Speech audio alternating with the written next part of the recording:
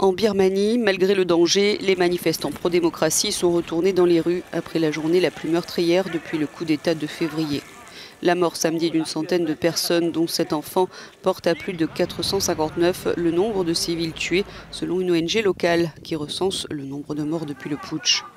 Certains manifestants, principalement des jeunes, se défendent avec leur propre arsenal artisanal, composé d'arcs, de flèches et de cocktails Molotov.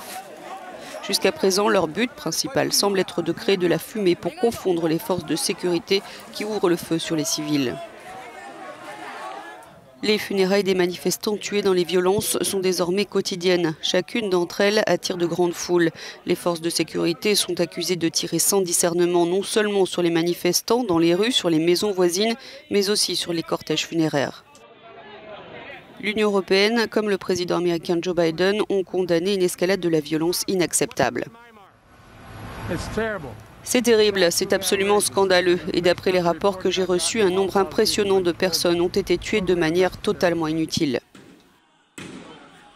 Outre le déchaînement de violence contre les manifestants, l'armée continue également à s'en prendre aux combattants de l'ethnie Karen dans l'est du pays.